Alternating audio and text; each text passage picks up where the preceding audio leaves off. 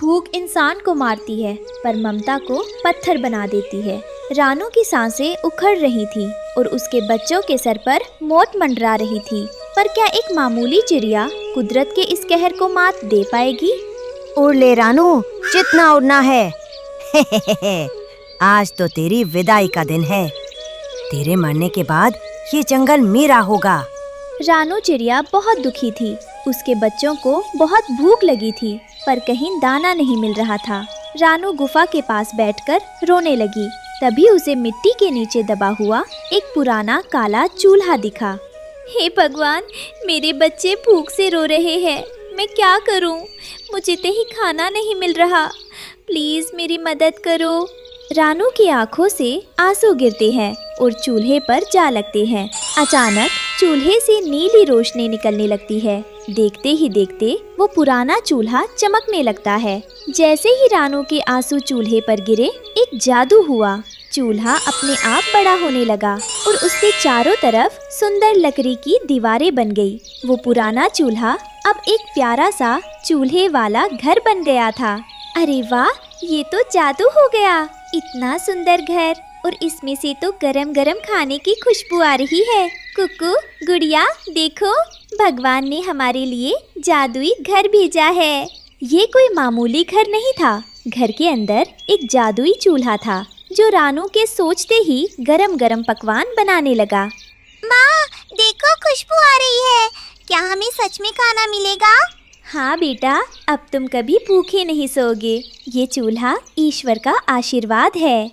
मेज पर स्वादिष्ट खिचड़ी और फल अपने आप आ जाते हैं। पर बच्चों, जहाँ खुशी होती है वहाँ कुछ बुरे लोग भी आ जाते हैं। रानू को खुश देखकर कालू कौवा और गोरी कव्वी बहुत जल रहे थे। वे रानू के जादुई घर को छीनने की बुरी योजना बनाने लगे। देख रहे हो कालू जी, हम यहाँ सूखी टहनियाँ चबा रहे हैं और वो परदेसी रानू दावतें उड़ा रही है। वो चूल्हा हमारा होना चाहिए। धीरज रख गोरी। जो चीज़ दुआ से मिलती है उसे छीनने के लिए शैतानी दिमाग चाहिए। आज रात रानू का घर राख होगा और चूल्हा हमारा। रात के सन्नाटे में जब रानू और बच्चे गहरे सुकून की नींद सो रहे थे, कालू और गोरी दबे पांव जादुई घर के पास पहुँचे। गोरी, तू बाहर पहरा दे। मैं अंदर जाकर उस चूल्हे को चुराता हूँ। अगर वो हाथ लग गया तो हम इस जंगल के राजा होंगे। कालू चूल्हे को खींचने की कोशिश करता है पर चूल्हा पत्थर की तरह भारी हो जाता है। अरे, ये चूल्हा इतना भारी क्यों है? हिल क्यों नहीं रहा? अगर ये चूल्हा मेरा नहीं हो सकता तो मैं इसे रानू का भी नहीं रहने दूंगा। गुस्से में लाल पीला होकर तालू पास पड़ा सारा गंदा कचरा और धूल उठाकर जादुई चूल्हे के अंदर डाल देता है। नहीं आता मेरे साथ? तो ले, अब तू किसी के काम का नहीं रहेगा। अगर मेरा नहीं तो किसी का नहीं। कालू ने अपनी गंदी सोच से उस जादुई चूल्हे को खराब कर दिया। पर उसे ये नहीं पता था कि दूसरों का बुरा करने वालों का खुद का भी बुरा होता है। सुबह जब रानू ने बच्चों के लिए दाना मांगा तो चूल्हे से खुशबू की जगह काला धुआं और बदबू निकलने लगी। प्यारे जादुई चूल्हे, जल्दी से जाग जाओ। मेरे नन्हे बच्चों को बहुत भूख लगी है। आज हमें मीठा हलवा और पूरी खिला दो। चूल्हा जलने की कोशिश करता है पर कालू के डाले कचरे की वजह से उसमें से गर-गर की आवाज़ आती है और पूरा घर बदबू से भर जाता है। छी छी माँ, ये कैसी गंदी बदबू है। मेरी आंखों में जलन हो रही है। माँ, मुझे बहुत भूख लगी है। चूल्हा खाना क्यों नहीं बना रहा? माँ, मुझे बहुत भूख लगी है। चूल्हा जल क्यों नहीं रहा? ये क्या हो गया मेरे मालिक? मुझसे क्या खता हुई? ये चूल्हा तो पत्थर बन गया है। कालू और गोरी बाहर आकर तमाशा देखने लगते हैं। अरे रानू बहन, क्या हुआ? सुना है तेरा जादुई ढाबा बंद हो गया। लगता है तूने अकेले अकेले खाकर पाप किया है, इसलिए भगवान ने तुझसे सब छीन लिया। हाँ रानू, कल तो बड़ी खुश थी तुम। क्या हुआ? आज चूल्हे ने जवाब दे दिया। लगता है ऊपर वाला उन्हीं की मदद करता है जो सबके साथ मिल बांट कर खाते हैं। तुमने अकेले अकेले मजे लिए ना, इसीलिए आज चूल्हा पत्थर बन गया। हे हे हे हे। कालू भाई, मैंने कभी किसी का बुरा नहीं चाहा, फिर ये आजमाइश क्यों? देख रानू, ज्यादा भोली मत बन। ये जादुई चीजें बहुत नखरे वाली होती हैं। तूने जरूर कोई पाप किया होगा, तभी तो चूल्हे से खुशबू की जगह बदबू आ रही है। अब रोने से क्या होगा? लगता है तेरी किस्मत में फिर से भूखा रहना ही लिखा है। नहीं कालू भाई, मेरा दिल कह रहा है कि ये किसी की बुरी नज़र का काम है, पर मैं हार नहीं मानूंगी। रानू पानी लेने नदी पर गई, पेड़ के पीछे, जहाँ उसने कालू और गोरी को अपनी जीत का जश्न मनाते सुना। कालू जी, मजा आ गया। अब वो चूल्हा बस एक कूड़ादान है। अब रानू फिर से हमारे पैरों में गिरेगी। तो ये तुम थे, तुमने मेरे बच्चों के निवाले पर हमला किया। तुम इतने गिर सकते हो कालू? हाँ, मैंने किया। क्या कर लेगी तू? ये जंगल ताकतवर का है, कमजोरों का नहीं। रानू टूट चुकी थी, पर तभी आकाशवाणी हुई। चूल्हे की रूह ने रानू को पुकारा।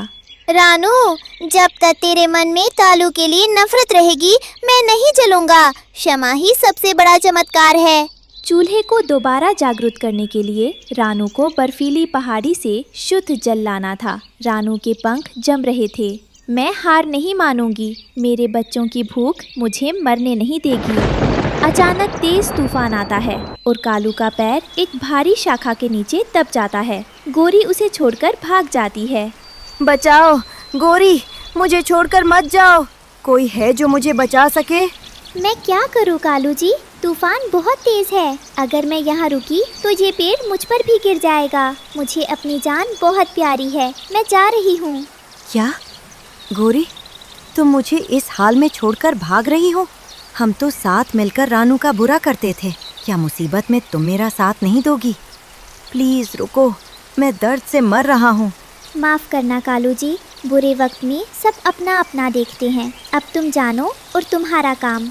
गोरी कालू को तड़पता छोड़कर तेज तूफान में उड़ जाती है। कालू अकेला रह जाता है और ऊपर से ठंडी बारिश गिरने लगती है। बचाओ, कोई है? क्या इस पूरे जंगल में कोई नेक दिल नहीं जो मेरी जान बचा सके? मैंने सबका बुरा किया, आज शायद इसीलिए मैं यहाँ अकेला मर रहा हूँ। बचाओ, बचाओ। जो लोग दूसरों का बुरा करने के लिए साथ जुड़ते हैं, वे मुसीबत आने पर सबसे पहले साथ छोड़कर भाग जाते हैं। कालू को अब अपनी गलतियों का एहसास हो रहा था, पर शायद अब बहुत देर हो चुकी थी। रानू पानी लेकर लौट रही थी। उसने कालू को तड़पते देखा। कालू भाई, मैं आपको मरने नहीं दूंगी। तुम मुझे क्यों बचा रही है रानू? मैंने तेरा घर उजाड़ा। नेकी ही असली मरहम है कालू भाई। मेरी माँ ने मुझे नफरत करना नहीं सिखाया। रानू ने कालू को बचाया और अपने घर ले आई। जैसे ही रानू ने अपनी मेहनत और माफ़ी का जल चूल्हे पर छिड़का, चूल्हा फिर से जलने लगा और पूरे जंगल के लिए भोजन तैयार होने लगा। मुझे माफ़ कर दो रानू बहन, लालच ने मेरी आंखों पर पट्टी बांध दी थी। याद रखना कालू भाई, लालच बुरी बला है। जो मिल बांट कर खाता है, उसका चूल्हा कभी ठंडा नहीं हो। जंगल में खुशहाली लौट आई, पर तभी आसमान में एक विशाल काली परछाई दिखाई दी। ये चूल्हा अब मेरा होगा। जंगल में खुशियां अभी आई ही थी कि एक और बड़ी मुसीबत ने दरवाजा खटखटा दिया। विशाल गिद्ध क्रूर की नज़र अब रानू के जादुई चूल्हे पर थी। सुनो छोटी चिड़िया, ये जादुई चूल्हा अब मेरा है। अगर अपनी और अपने बच्चों की जान प्यारी है तो अभी इस घर को छोड़कर भाग जाओ। रानू अपने बच्चों के आगे पंख फैलाकर खड़ी हो जाती है। कालू कौवा भी अब रानू के साथ खड़ा है। क्रूर, ये चूल्हा ईश्वर का आशीर्वाद है और ये पूरे जंगल का पेट भरता है। मैं इसे तुम्हारे जैसे लालची को कभी नहीं दूंगी। हाँ, और अब रानू अकेली नहीं है। हम सब मिलकर इस चूल्हे की रक्षा करेंगे। एक मामूली चिड़िया और एक डरपोक कौवा मुझे रोकेंगे? हा हा हा। कल सुबह जब सूरज निकलेगा तो ये घर मेरा होगा या फिर राख। बाहर अंधेरा घना था और पेड़ की डाल पर बैठा गिद्ध क्रूर अपनी पैनी नजरें रानू के घर पर टिकाए हुए था। रानू अपने बच्चों को पंखों में छिपाए बैठी थी, पर कालू की आंखों में अब डर नहीं, एक खतरनाक योजना थी। माँ देखो, वो बड़ा पक्षी हमें ही देख रहा है। क्या वो सुबह होते ही हमारा घर छीन लेगा? मुझे बहुत डर लग रहा है। डरो मत बेटा, जब हम सही होते हैं तो ऊपर वाला रास्ता जरूर दिखाता है। कालू भाई, गिद्ध बहुत विशाल है, क्या हमारे पास कोई तरकीब है? रानू बहन, ताकत का जवाब ताकत नहीं, दिमाग होता है। वो बड़ा है तो क्या हुआ, मेरे पास एक ऐसी योजना है जिससे वो अपनी जान बचाकर भागेगा। मैं अभी चुपके से पीछे के रास्ते से हरिया तोता और बंटी कबूतर को बुला कर लाता हूँ। पर कालू भाई, इस अंधेरे में बाहर जाना खतरनाक है।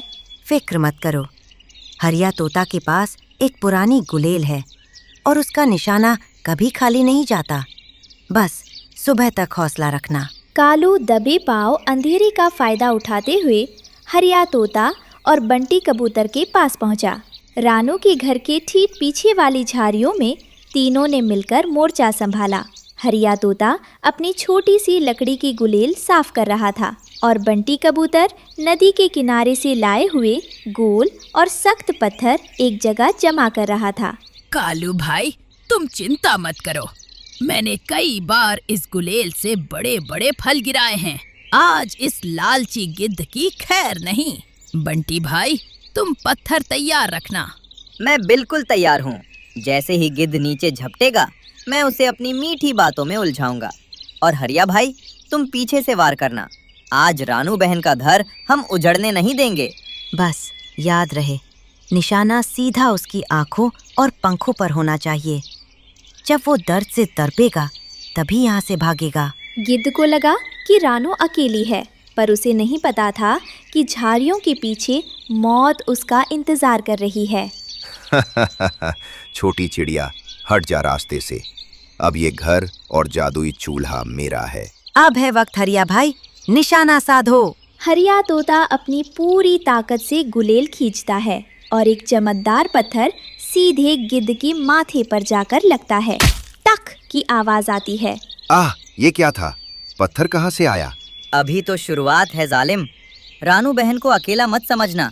हरिया तोता एक के बाद एक कई पत्थर गुलेल से चलाता है जो सीधे गिद्ध के पंखों के जोड़ों पर लगते हैं। गिद्ध दर्द से चीखने लगता है और उसके पंख फड़फड़ाने बंद हो जाते हैं।